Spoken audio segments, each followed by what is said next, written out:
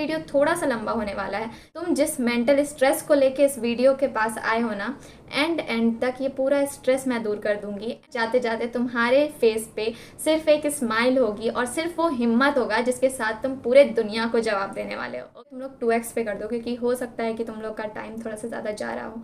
तो मैं खुद से बोलूँगी कि अगर तुम लोग को मेरा आवाज़ 2x पे मतलब समझ आ रहा हो तो 2x पे कर दो। सो हे गाइस, वेलकम और welcome back to my channel. तो कुछ टाइम में आने वाला है 10th और 12th बोर्ड्स के रिजल्ट, और काफ़ी ज़्यादा बच्चे खुश होंगे कि उनके काफ़ी ज़्यादा अच्छे मार्क्स आने वाले हैं या फिर आ चुके हैं, और काफ़ी ज़्यादा बच्चे परेशान होंगे कि उनके कम मार्क्स आए हैं, या फिर उनको पेरेंट्स या फिर कोई रिलेटिव्स उनको काफ़ी ज़्यादा सुना रहे होंगे कि अब अगर इतना कम मार्क्स आया है तो 10th के बाद तुम कौन सी स्ट्रीम ले पाओगे, अपने पसंद की स्ट्रीम ले पाओगे या नहीं, साइंस स्ट्रीम से पढ़ाई कर पाओगे या नहीं। और अगर उन्होंने 12th पास किया और उनका 12th में कम मार्क्स आया है तो उन्हें अभी ये टेंशन हो रहा होगा कि मैं अपने पसंद की कोई डिग्री ले पाऊंगा या नहीं, मैं अपने पसंद का कोई चीज़ अचीव कर पाऊंगा या नहीं, मैं लाइफ में कुछ कर पाऊंगा या नहीं, मुझे अच्छा जॉब मिलेगा या नहीं। क्योंकि इस टाइम में ना सबके दिमाग में इतना ज़्यादा टेंशन होता है, इतना ज़्यादा प्रेशर होता है, इतना ज़्यादा स्ट्रेस दिया जाता है सबको कि सारे बच्चे सिर्फ और सिर्फ इस चीज़ का सोच के हमेशा मतलब इस दिन परेशान हो जाते हैं कि लाइफ में आगे क्या होगा, इस रिज़ल्ट के बाद मैं कुछ कर पाऊंगा या नहीं, मेरा कुछ हो पाएगा या नहीं। जबकि ऐसा कुछ नहीं होने वाला है। First of all calm down, पहले तो इनहेल एक्सहेल। हाँ, अब थोड़ा सा दिमाग शांत हुआ हो, मेरे साथ तुम लोगों को करना था, ठीक है। अगर तुमने नहीं किया है तो फिर से पीछे करके कर लो। तो अब दिमाग अगर शांत हो गया हो तो मैं सबसे पहले ये बताना चाहूँगी कि पहले अपने आप को ये चीज़ समझाओ, क्योंकि दुनिया से लड़ने से पहले ना इंसान को खुद से लड़ना पड़ता है। इंसान को खुद को समझाना पड़ता है कि वो सही है, वो खुद को सही मान रहा है या गलत मान रहा है। और अगर तुम्हारे कम मार्क्स आए ना तो ट्रस्ट मी, इसमें तुम ऐसे नहीं कि तुमसे कोई पाप हो गया हो या फिर तुमसे बहुत बड़ी दुनिया की कोई गलती हो गई हो, अब तुम्हारा जीना बनता ही नहीं है, ऐसा कुछ नहीं है। मार्क्स बिल्कुल डिसाइड नहीं करता है कि तुम लाइफ में क्या करोगे क्या नहीं करोगे। मार्क्स बिल्कुल डिसाइड नहीं करता है कि तुम्हारा फ्यूचर क्या होगा क्या नहीं होगा। हो सकता है कि कोई टॉपर फ्यूचर में जाके घर पे बैठा रहे, और हो सकता है कि कोई फेलियर जो फेल हुआ हो वो आगे चल के काफ़ी ज़्यादा मतलब कुछ बहुत बड़ा कर रहा हो अपने लाइफ में। तो इस चीज़ पे तो बिल्कुल मत जाना कि क्या नंबर आया है इस कैटेगरी में। पहले तो मैं इस कैटेगरी को डिवाइड करने से पहले मैं बता देती हूँ, ये वीडियो थोड़ा सा लंबा होने वाला है, लेकिन ट्रस्ट मी गाइस, तुम जिस मेंटल स्ट्रेस को लेके इस वीडियो के पास आए हो ना, एंड तक ये पूरा स्ट्रेस मैं दूर कर दूंगी। एंड तक जाते जाते तुम्हारे फेस पे सिर्फ एक स्माइल होगी और सिर्फ वो हिम्मत होगा जिसके साथ तुम पूरे दुनिया को जवाब देने वाले हो। ओके, सो पहले तो स्माइल के साथ और कामली इस वीडियो को शुरू करते हैं, ठीक है। बोर्ड्स के अगर रिजल्ट आए हैं तो इसमें दो कैटेगरी के बच्चे आते हैं, पहले 10th के बच्चे, दूसरे 12th के बच्चे। अभी हम लोग सबसे पहले 10th बोर्ड्स के बच्चों पे बात करेंगे, और 12th बोर्ड्स वालों ये तुमको भी देखना है। ऐसा नहीं है कि तुम लोग कुछ भगा दो यहाँ से, तुम लोग के भी काम का ही चीज़ है, तुम लोग भी ये चीज़ झेल चुके हो तो उन लोग को थोड़ा सा समझो। First of all 10th boards के बच्चों के बारे में हम लोग बात करेंगे।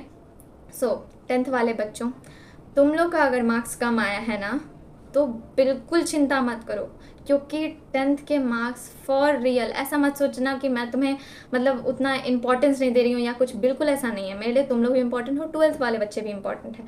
तो लेकिन मैं उस मतलब लाइफ को देखी हूँ, मैं उस चीज़ से गुजर चुकी हूँ। तो एज अ एल्डर सिस्टर मैं तुमको अपने लाइफ के एक्सपीरियंस से बता रही हूँ कि 10th का मार्क्स बिल्कुल इंपॉर्टेंट नहीं होता है। 10th का मार्क्स तुमको सिर्फ और सिर्फ एक कॉलेज का फॉर्म भरने के काम आएगा, कोई अगर तुम कॉम्पिटिटिव फॉर्म भर रहे हो उसमें काम आएगा, और अगर कभी तुम फ्यूचर में जॉब करोगे उसमें फाइल में दिखाने के बस काम आएगा, ठीक है। ऐसा नहीं कि हाँ फाइल में चला गया अब तो वहाँ पे जज कर रहा होगा हमको लोग कि इतना कम मार्क्स आया है, हम अपने कॉम्पिटिटिव एग्जाम में अपना 10th का इतना कम नंबर दे दिए हैं, अब क्या होगा, मेरा कॉम्पिटिटिव एग्जाम में हमको बैठने देगा या नहीं। कुछ नहीं होने वाला है। सिर्फ और सिर्फ वो ऐसे देखेगा, इनफैक्ट कितना लोग तो देखता तक नहीं है, सिर्फ और सिर्फ ऐसे वो चिपकाने के लिए है 10th का मार्क्स तुम्हारा। अगर तुम उसमें 60% भी लिख रहे हो ना कि मेरा 60% आया 10th में, तो भी तुमको कोई जज करने के लिए वहाँ पे नहीं बैठा हुआ है। कुछ नहीं होता है 10th के मार्क्स का। पता है 10th में ना कितने बच्चे मैंने देखे जो टॉप पर थे, और 11th में जाते जाते जो उनका बुरा हश्र होता है ना, तुमको मैं क्या ही बताऊँ। ये तो वही लोग सोच रहे होंगे, समझ रहे होंगे जो अभी 11th-12th पास किए हैं, ठीक है। तो तुम्हारे 10th के मार्क्स में अगर तुमने 93% लाया है, 95% और 96, तुम टॉपर ही क्यों ना हो 98% वाले, लेकिन 11th और 12th की जर्नी साफ साफ अलग होती है। तो तुम्हारे 10th के मार्क्स के बेसिस पे अगर तुम स्ट्रीम तक लेना चाहते हो ना, तो ये बहुत गलत डिसीजन होगा, ठीक है। और अगर तुम मान लो कि तुम्हारे परसेंटेज आए 60% और तुमको अगर साइंस लेने का मन है और तुम सोचो मैं 60% आया, मैं तो साइंस में कुछ नहीं कर पाऊंगा, हो सकता है कि क्योंकि 11th जो होता है ना वो बिल्कुल 10th तक नहीं होता है। 10th तक तुम जो पढ़े हो वो 11th-12th के किसी स्ट्रीम में नहीं होता है। 11th-12th के हर एक स्ट्रीम का एक नया ही फेज का पढ़ाई शुरू होता है। ऐसा समझो तुम 10th तक जो पढ़े हो वो 11th-12th में तुम्हारे नहीं आता है ना। साइंस स्ट्रीम में होगा, मतलब ना कॉमर्स स्ट्रीम में होगा एंड ना आर्ट्स के स्ट्रीम में होगा, ठीक है। क्योंकि अगर तुम साइंस भी सोच के चलते हो कि साइंस में तो पीसीएम है, पीसीबी है, जो मैंने पढ़ा है वही आएगा, नहीं, ऐसा कुछ नहीं है। जो तुम पढ़े हो ना 10th तक वो उसका ABCD है 11th-12th में। लिटरली मेरे जो बात है ना उस पर मार्क करो, ABCD EF G ये सब तुमको खुद से पढ़ना होगा 11th-12th में जाके। तुम्हारा कुछ वो नहीं करने वाला है कि तुम 10th में अगर टॉपर भी थे ना, टॉपर से टॉपर बच्चे को रोते हुए देखा है मैंने। इनफैक्ट टॉपर ही क्या, हर एक बच्चा चाहे कोई भी स्ट्रीम ले 11th-12th में 10th के बाद, वो रोता ही रोता है क्योंकि उसको नया फेज मिलता है, सब कुछ नया मिलता है। जैसे एक छोटा बच्चा नहीं होता है, वो ABCD नहीं लिख पाता है, तब वो रोता है कि मम्मी मुझसे पढ़ाई नहीं हो रही है, मुझसे ए लिखा नहीं जा रहा है। बिल्कुल वैसा होता है 11th-12th में। अब ऐसा नहीं है कि दीदी बोल दी है कि रोता है सारा बच्चा तो खराब है 11th-12th का सारा पढ़ाई, हमको नहीं पढ़ना है, ऐसा बिल्कुल नहीं है। बचपन में भी तुमको खराब लगता था कि नहीं, लेकिन तुमने पढ़ा ना एक तरह से। आज तुमको अगर बोल दिया तो ऐसा थोड़ा कि तुमको नहीं आएगा। तो वैसे ही तुमको अगर 10th में तुम्हारा कम मार्क्स आया है तो तुम ये सोचो कि तुम्हारे 12th में तुमको कैसे अब अच्छा मार्क्स लाना है। तुम्हारे 10th के उस कम परसेंटेज को 12th के 90+ % में कैसे बदलना है। क्योंकि भगवान तुमको, अगर तुम्हारे 10th में कम मार्क्स आया है ना, तो भगवान तुमको दूसरा मौका दे रहे हैं। पता है 10th में जिसका कम मार्क्स आता है ना, वो 12th में एक्स्ट्रा मेहनत करके हमेशा आगे निकलता है। और 10th में जिसका ज़्यादा मार्क्स आता है वो हमेशा खुद को ओवर कॉन्फिडेंस में और काफ़ी ज़्यादा खुद को आगे समझ के 11th-12th वो सोचता है अरे मेरा तो निकल जाएगा, मैंने तो 10th में इतना नंबर लाया है। वो सीरियस ही नहीं हो पाते पढ़ाई को लेकर, क्योंकि उनको लगता है वो जो 10th में थे वही वो 11th-12th में, जबकि ऐसा कुछ नहीं होता है। और ऐसे में कई सारे बच्चे 10th के जो टॉपर होते हैं वो 11th-12th में काफ़ी ज़्यादा कम मार्क्स ले आते हैं।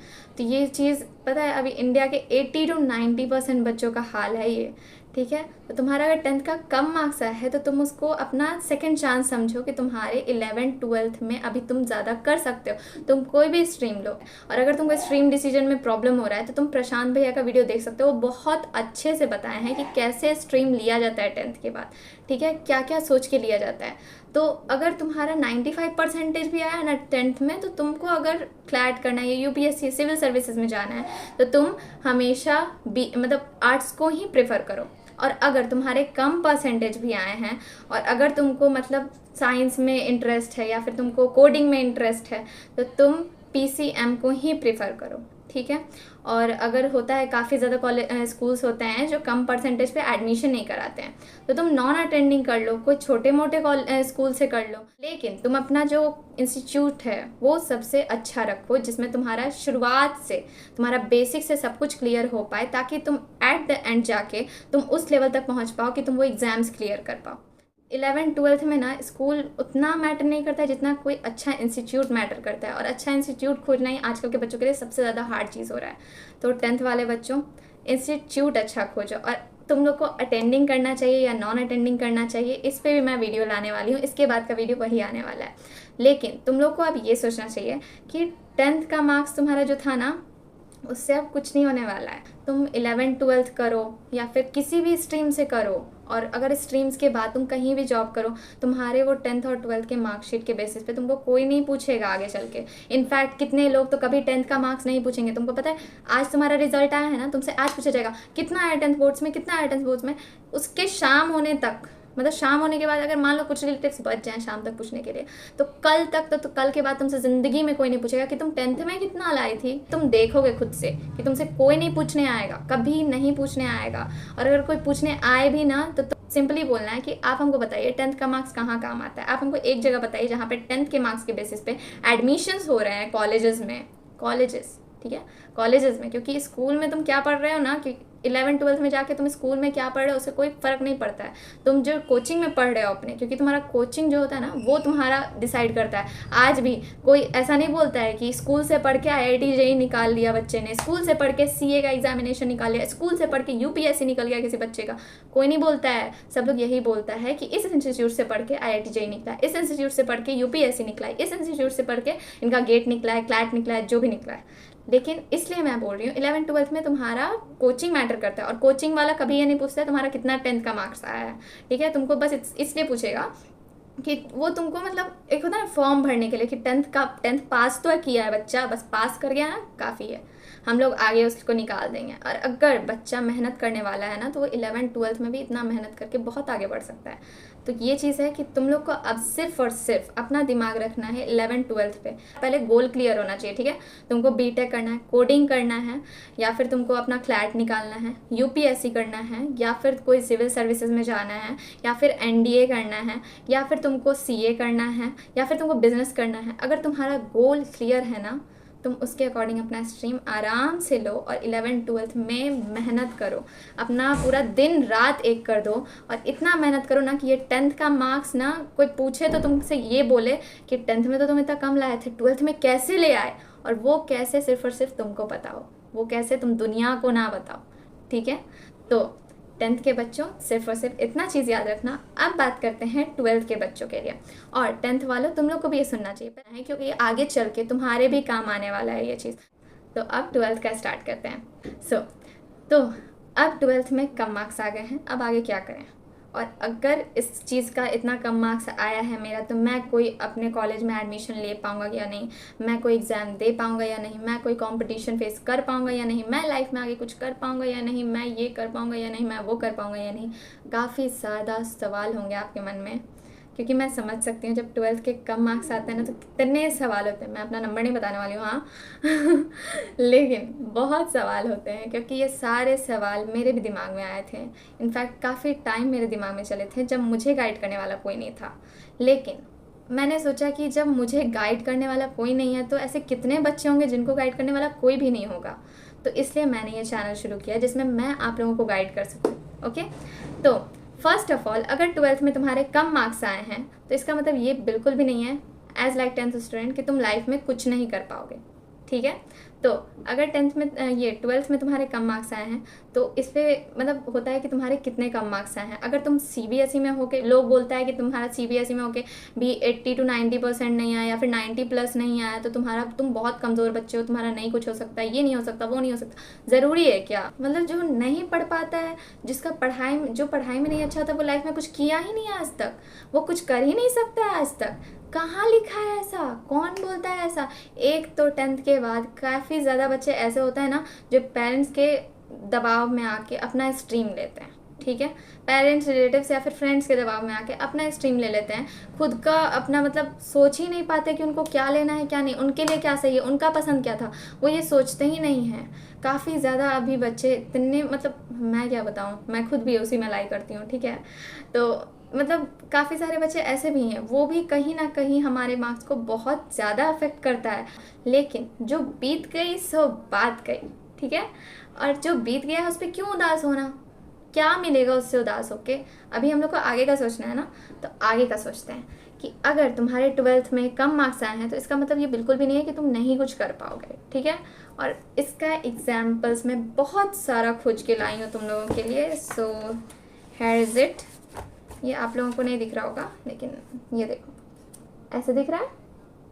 इसमें मैंने काफ़ी सारे पर्सनालिटीज़ के नाम लिखे हैं जिन्होंने अपने 12th के बाद अलग ही स्ट्रीम चुना और आज लाइफ में काफ़ी ज़्यादा अच्छा काम कर रहे हैं। और उनके 12th के मार्क्स से बिल्कुल डिसाइड नहीं हुआ कि वो क्या कर रहे हैं क्या नहीं। और 12th का मार्क्स कहीं से भी डिसाइड करता भी नहीं है।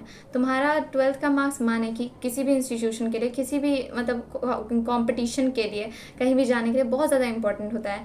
लेकिन अगर तुम्हारा 75% एंड मार्क्स है, मान लो अगर तुम्हारा 80% से नीचे है और 75% से ऊपर है, JEE दे सकते हो तुम, काफ़ी सारे एग्जाम्स ऐसे ही दे सकते हो तुम। मतलब JEE PCM वाले को लेके बोल रही हूँ, सॉरी।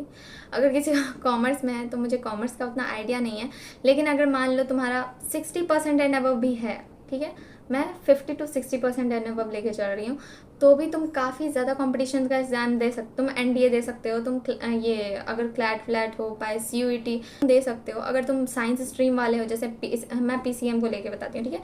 अगर तुम पीसीएम वाले हो तो तुम एसआरएम जेई का फॉर्म भर सकते हो, वीआईटी ट्रिपल ई का फॉर्म भर सकते हो, कॉमेडी का फॉर्म भर सकते हो, केसीईटी का फॉर्म भर सकते हो, एमएसटी सीईटी का फॉर्म भर सकते हो, टीएनई काउंसलिंग का फॉर्म भर सकते हो। हाँ, कितना सारा फॉर्म है जो भर सकते हो भाई, कितना निकालोगे, मतलब कितने कॉलेज जाना है। और उसमें भी कितने सारे ऐसे प्राइवेट कॉलेजेस हैं जो तुम लोग को इससे भी कम परसेंटेज पे तुमको एडमिशन दे रहे हैं। और अगर तुम लोग ये सोचते हो ना कि मतलब जो आईआईटी जाता है या फिर जो बहुत दिल्ली यूनिवर्सिटी से पढ़ता है for BA and commerce student, वही कुछ ना कुछ लाइफ में करता है। जो सिंपल प्राइवेट कॉलेज से पढ़ता है या फिर कोई छोटे मोटे कॉलेज से पढ़ता है, वो अपने लाइफ में कुछ नहीं करता है। तो ऐसा बिल्कुल भी नहीं है। देखो काफ़ी ज़्यादा, जैसे आईआईटी का अगर मान लें तो मैं जहाँ तक जानती हूँ तो आईआईटी का हाईएस्ट पैकेज शायद 4 पॉइंट समथिंग करोड़ है, ठीक है। तो 4 पॉइंट समथिंग करोड़ है, और ओवरऑल आईआईटीज़ का पैकेज 2 to 3 करोड़ जाता है, ठीक है। तो वहीं पे काफ़ी ज़्यादा प्राइवेट यूनिवर्सिटीज़ ऐसी भी हैं जो 1 करोड़ या फिर 2 करोड़ या फिर 2.5 करोड़ तक का पैकेजेस दे रही हैं फाइनल ईयर स्टूडेंट्स को, प्राइवेट यूनिवर्सिटीज़, ठीक है।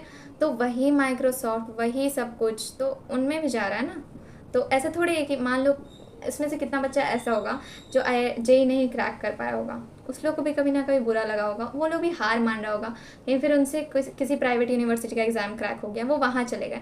और हो सकता है कि जो आईआईटी गया हो उसमें वो एक बार जेई क्रैक कर लिया, लेकिन आईआईटी जाने के बाद वो उस तरीके का पढ़ाई नहीं किया, तो वो उस लेवल का क्रैक नहीं कर पाया एग्ज़ाम, माइक्रोसॉफ्ट वो नहीं जा पाया। और वहीं पर जो प्राइवेट यूनिवर्सिटी से या फिर छोटे मोटे कॉलेज से पढ़ के और वो ज़्यादा मेहनत करके और वो एग्ज़ाम क्रैक कर लिया हो और उसको हाईएस्ट पैकेज मिला हो, 1 करोड़ का पैकेज मिला हो। या फिर दूसरा एग्जांपल ये लो कि एक स्टूडेंट है आईआईटी का, एक स्टूडेंट है किसी प्राइवेट कॉलेज का, ओके।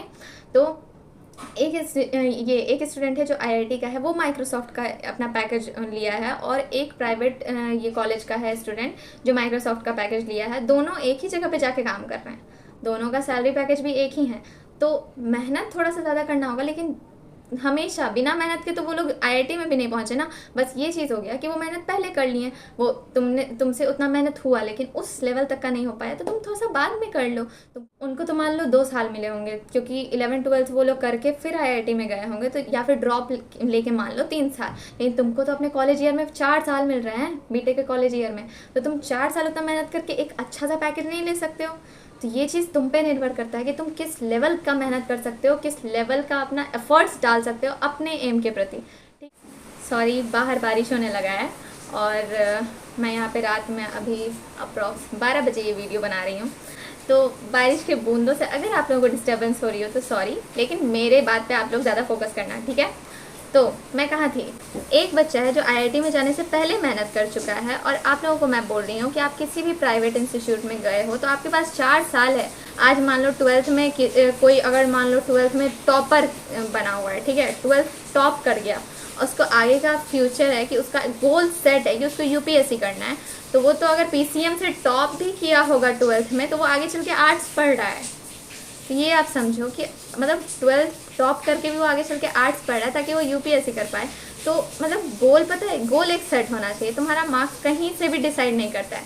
तो इस बेसिस पे मैंने काफ़ी ज़्यादा पर्सनैलिटीज़ के यहाँ पे नाम लिखे हुए हैं, जिसका मैं आप लोगों को एग्जाम्पल अब भी दूंगी। शुरुआत करते हैं मनोज कुमार शर्मा से।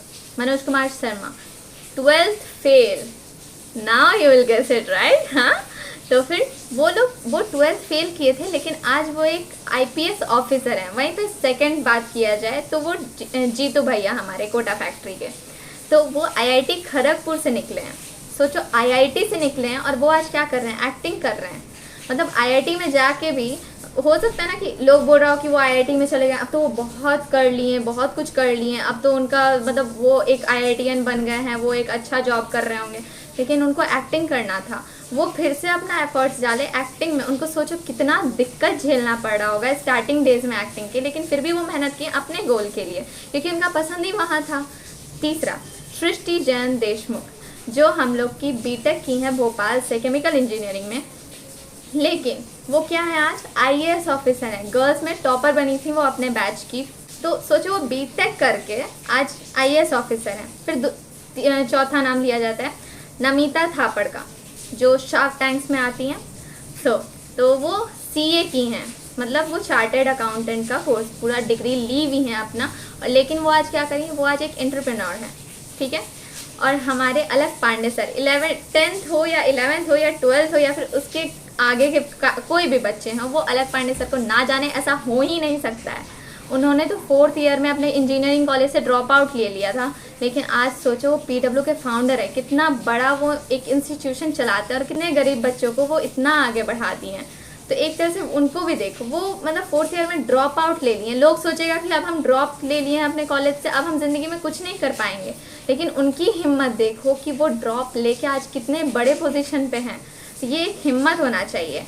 ओके, अब आता है विक्रम बत्रा सर का नाम, जो कारगिल वॉर में शहीद हुए थे और वो बीएससी किए थे मेडिकल साइंस में, और उन्होंने क्या ज्वाइन किया, आर्मी ज्वाइन किया। इनफैक्ट काफ़ी लोग तो 12th के बाद ही एनडीए देना चाहते हैं। एनडीए मतलब जैसे कि 12th के बाद एनडीए का एग्जाम होता है, और काफ़ी लोगों का वो नहीं निकलता, वो लोग हार मान जाते हैं कि 12th के बाद मेरा एनडीए नहीं निकला, अब हम क्या करेंगे। इन्होंने ग्रेजुएशन के बाद फिर से एनडीए का एग्ज़ाम दिया, मतलब ग्रेजुएशन के बाद भी एक एनडीए की तरह से ही एक एग्ज़ाम होता है, तो वो दिया, उससे उनका मतलब उसमें जॉब लगा। इनफैक्ट वो पता भी है, एनडीए एसएसबी इंटरव्यू में उन्होंने 13 अटेम्प्ट्स दिए थे, तब जाके उनका आर्मी में ज्वाइनिंग हुआ। सोचो वो मतलब कितने ज़्यादा उस चीज़ को लेके वो कंफर्म थे कि मुझे यही करना है। उन्होंने 13 अटेम्प्ट दिया। कोई भी हार मान जाएगा यार, लेकिन वो नहीं माने। वहीं पे अब हम लोग नेक्स्ट का नाम लेते हैं विराट कोहली। विराट कोहली सिर्फ और सिर्फ 12th पास आउट हैं।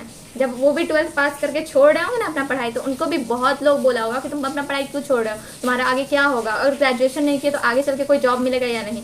और वो आज क्रिकेटर हैं, ठीक है। उनका ये लक्ष्य पूरा पक्का था, तभी तो वो 12th पास किए। वो खुद पे कितने कंफर्म होंगे, खुद पे कितने श्योर होंगे कि हम क्रिकेटर बनेंगे, तब वो बने। अब हम लोग एक बोनस नाम लेते हैं, MS धोनी सर। तो अभी तो सब लोग खुश हो गए होंगे। MS धोनी सर ने कॉमर्स किया है, बीकॉम किया उन्होंने, और फिर वो क्रिकेटर बने, ठीक है। तो बीकॉम करके वो क्रिकेटर बने, उनको क्या ज़रूरत था बीकॉम करने का, लेकिन वो फिर भी किए ना। और वहीं पे देखो, अब इसी दोनों में हम लोग कंपैरिजन करते हैं।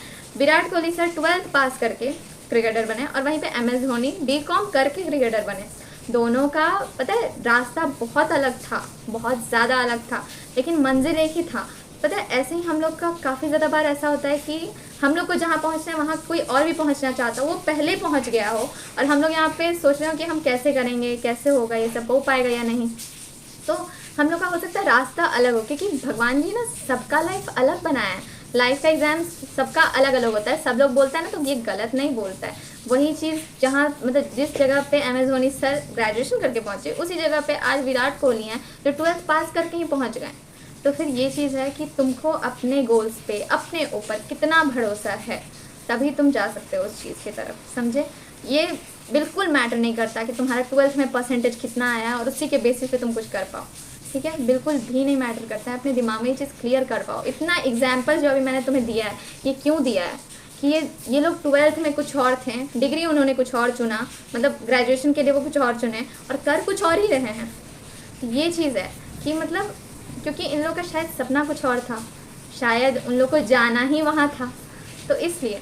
अच्छा मान लो अगर तुम बहुत मेहनत की हो तब भी तुम्हारा कम नंबर आ गया, और अगर तुमको उसी फील्ड में अपना अच्छा करना हो तो भी तुम कर सकते हो। ऐसा नहीं कि कहीं से ऑप्शन नहीं मिलेगा, बस थोड़ा सा प्रॉब्लम होगा चुनने में, थोड़ा सा दिक्कत आएगी खोजने में, लेकिन ऐसा नहीं है कि तुम उस जगह पे नहीं पहुंचोगे जहां तुमको पहुंचना था। बस मेहनत थोड़ा सा ज़्यादा करना होगा, खुद पे विश्वास थोड़ा सा ज़्यादा करना होगा। और जब तब भी तुम हार मानने लगो ना, तो मैं एक पोएट्री है जो हमेशा खुद को कहती हूँ, मतलब वो पोएम बहुत बड़ा है लेकिन मुझे उतना पता नहीं है, मुझे उतना बड़ा सा पोएम याद नहीं है, लेकिन उसका 4 लाइन मुझे याद है जो मैं हमेशा खुद को बोलती हूँ। वो हमेशा खुद को अगर दोहराओगे ना, तो एट द एंड तुम बहुत आराम से सो पाओगे, ठीक है। क्योंकि देखो, पहली बात तो ये है कि तुमको विश्वास करना सीखना होगा, ठीक है। खुद पे अगर कभी कभी विश्वास डगमगा भी जाए ना, तो तुमको भगवान जी पे विश्वास करना सीखना होगा। जब तुम उन पे विश्वास करना शुरू कर देते हो ना, तब तुम्हारा लाइफ ही कुछ और हो जाता है। तुम जो सोचते हो ना, उससे काफ़ी ज़्यादा अलग होता है लाइफ, काफ़ी ज़्यादा सुंदर हो जाता है लाइफ। तो पता है तुमको ऐसा लगेगा कि हाँ बहुत दिक्कत है, बहुत दिक्कत है, बहुत दिक्कत है, नहीं चल पाएगा काम, बिल्कुल नहीं हो पाएगा आगे कुछ, लेकिन एट द एंड वो कुछ ऐसा करेंगे ना, मतलब एकदम। पता है तुमको मेरा काम कैसे होता है मैं बताऊँ। मेरा अगर अभी हमको 1 घंटे बाद कुछ चीज़ एकदम ज़रूरी है सबमिट करना, मेरे पास वो अभी नहीं है। मान लो कहीं अगर जैसे कोई कॉलेज है, ठीक है, उसमें हमको फीस सबमिट करना है, मेरे पास अभी बिल्कुल पैसे नहीं है, 1 घंटे बाद सबमिट करना है, मेरे पास 30 मिनट पहले पैसे आ जाते हैं और मेरा सबमिट हो जाता है। तुम सोचो कि इतना कुछ हो सकता है विश्वास करने से, तो क्यों ना करें यार। बात सोचो, लोग जो बोलते हैं वो सिर्फ बोलते नहीं हैं, एक्चुअल में तुम सोचो कि एक जो चिड़िया है वो डाल पे बैठी हुई है और वो डाल पे बैठे बैठे सो जाती है, उसको तो डर नहीं होता है कि वो गिर जाएगी। जबकि वो चिड़िया सोचो अगर गिर भी गई तो वो किसी को बता तक नहीं सकती है, अपने मतलब बोल भी नहीं सकती, वो अपना एक्सप्रेस नहीं कर सकती है कि उसको क्या फील हो रहा है। हम लोग के अंदर तो इतना ताकत दिया गया है कि हम लोग एक्सप्रेस कर सकते हैं कि हम लोग को क्या फील हो रहा है। तो हम लोग क्यों ना दुनिया के सामने एक्सप्रेस करने को छोड़कर उनके सामने जाएं, बोलें, उनको बोलें। पता है तुमको, दुनिया सुने ना सुने लेकिन वो सुनते हैं, एक एक इंसान का सुनते हैं। बस उनको चाहिए ना कि वो जितना तुमको मानते हैं तुम उसका 0.00001% तो उनको मानो, उनको पूछो, उनसे जाके। पता है जब विश मांगना हो सिर्फ तभी जाके मत पूछो कि हाँ हमको ये चीज़ चाहिए, प्लीज़ भगवान जी दिला दीजिए। कभी कभी उनसे खुद में जाके पूछो कि भगवान जी आप कैसे हैं, सब कुछ ठीक चल रहा है या नहीं, सब कुछ ठीक है कि नहीं। मतलब उनसे बात करो। पता है उनको भगवान मत समझो, अपना फैमिली समझो, अपने मतलब माता पिता टाइप में समझो, ठीक है। तब वो तुमको देखना एक बच्चे की तरह देखेंगे, एक बच्चे की तरह पूछेंगे, वो तुमको कभी नहीं भूलेंगे। और एट द एंड तुम बहुत बहुत बहुत हार मान जाओ ना, जब ऐसा लग रहा हो कि सब कुछ कर लिया, अब कुछ नहीं हो पा रहा है, कोई रास्ता नहीं मिल पा रहा है, मतलब दिमाग शांत ही नहीं हो पा रहा है, तो तुमको सिर्फ वो एक पोएम बोलना है जो मैं अभी बोल के सुनाऊंगी तुम्हें। तो सिर्फ और सिर्फ उनके सामने एक बार जाके, उनके सामने ना भी जा पाओ तो अपना मन मतलब आंख बंद करके उनको फील करो और तब ये कहो कि सौंप दिया अब जीवन का सब भार तुम्हारे हाथों में, है जीत तुम्हारे हाथों में और हार तुम्हारे हाथों में। मुझ में तुझ में बस भेद यही, मैं नर हूँ और नारायण तुम, मैं हूँ संसार के हाथों में, संसार तुम्हारे हाथों में। और जब मतलब तुम डायरेक्ट उनसे बात करते हो जिनके हाथों में सारा संसार है, तो भी मतलब तुम समझ रहे हो कि वो इतने अच्छे हैं कि इतने बड़े ब्रह्मांड के मतलब स्वामी हो के वो फिर भी, पता है अगर तुम उनसे इतने प्यार से बात करोगे, हमेशा उनको पूछोगे ना, तो पता है बादलों से ऐसे छट के तुमको पूछने आते हैं, तुमको देखने आते हैं, और तब तुमको फील होगा एक्चुअल में, फॉर रियल। मेरा भरोसा मतलब मेरा विश्वास करो, क्योंकि मेरा रियल एक्सपीरियंस है। तुमको फील होगा उनका प्रेजेंस हमेशा हमेशा, और तुमको कभी हारने नहीं देंगे। पता है एक टाइम होता है ना जब हम लोग खुद में हार मान लेते हैं कि हम अब हार चुके हैं, अब कुछ नहीं हो पाएगा। तब पता है वो पीछे से आते हैं और वो बोलते हैं कि ऐसे कैसे तुम हार जाओगे, तुम्हारा 12th का परसेंटेज कम आया है ना, 10th का परसेंटेज कम आया ना, तुम देखो तुम फ्यूचर में क्या करोगे। मतलब वो ऐसे हैं, ठीक है, तुम्हारा 10th का परसेंटेज कम आया ना, और अगर तुम मेहनत करो और सिर्फ उनका पूजा करो, तुम देखोगे वो तुमको 12th तो क्या दुनिया में टॉप करवा देंगे। और अगर तुम्हारा 12th का परसेंटेज कम आया ना, तो तुम देखोगे तुमको वो फ्यूचर में क्या से क्या बना देंगे। तो बस इस चीज़ का ध्यान रखना हमेशा कि अभी जो तुम हो, तुम्हारा जो नंबर आया है वो डिसाइड नहीं करेगा कभी भी कि तुम क्या बनोगे क्या नहीं, ठीक है। बस तुम्हारा जो सपना है उस पर जाओ। जब तुम अपने सपने पे फोकस करना शुरू करोगे ना, क्योंकि तुम अपने सपने के लिए किसी से भी लड़ सकते हो, खुद से भी लड़ सकते हो, तुमको अगर ज़रूरत पड़ा तो तुम कितना भी लड़ सकते हो खुद से, अगर तुम अपने सपने पे फोकस कर रहे हो। इसलिए अपना पहले तो दिमाग में सोचो कि तुम बनना क्या चाहते हो, तुम करना क्या चाहते हो अपनी लाइफ में, और उस पर काम करो, ठीक है। सो आई होप कि आप लोगों को पसंद आया हो ये वीडियो, और आप लोगों का दिमाग थोड़ा सा शांत हुआ हो मेरे इस वीडियो से। और अगर थोड़ा सा और ज़्यादा टेंशन बच गया है, या फिर कोई भी अगर छोटा मोटा चीज़ है जो मैंने कवर नहीं किया, मैं नहीं बता पाई, और आप लोगों को अभी भी कुछ डाउट है, तो कमेंट सेक्शन में आप लोग मुझे वो डाउट लिख के भेजिए। मैं एक एक बच्चे का हर एक डाउट सॉल्व करके दूँगी। Okay, so thank you, bye bye.